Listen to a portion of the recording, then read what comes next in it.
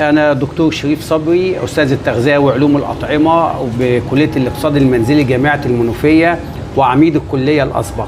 اهلا تشرفنا بيك والله. الله يخلي حضرتك. النهارده ورشه فنان الرحاب نورت بحضرتك حبيبي الله يخليك، وانا بشكر حضرتك يا باشمهندس اشرف لان انا اتعرفت على حضرتك بمحض الصدفه.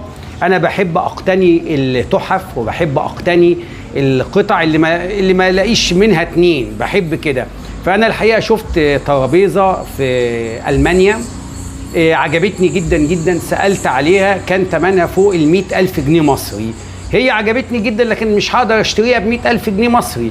فبدور وبعمل سيرش على السوشيال ميديا، ففوجئت بان الباشمهندس اشرف ما شاء الله بيعمل حاجات تفوق في جودتها وفي جمالها، القطع اللي الواحد بيحلم بيها. فانا بقولت له انا عايز اشتري، وصفت له بس اللي في دماغي. هو قال لي مش هتمشي غير لما تشتري وتتعلم بايديك، وخلاني اشتغلت بايديا قطعه تحفه جميله جميله جميله اذا ما قورنت باللي موجود في اوروبا. اللي موجوده في اوروبا بحوالي 100 الى 110 الف جنيه. انا مش هتدخل واقول سعر كام القطعه دي، لكن بعيد جدا في متناول الجميع.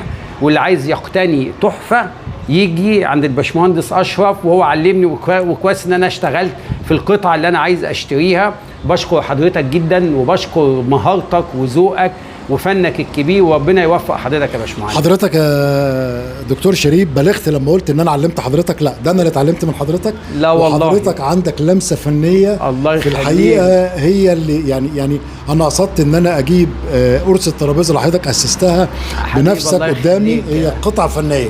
الله يخليك. وانا اتشرفت بيك وشكرا، وان شاء الله باذن الله اكون عند حسن ظن حضرتك واكون عند حسن ظن الجميع باذن الله. شكرا يا باشمهندس. دكتور. شكرا يا حبيبي. شكرا.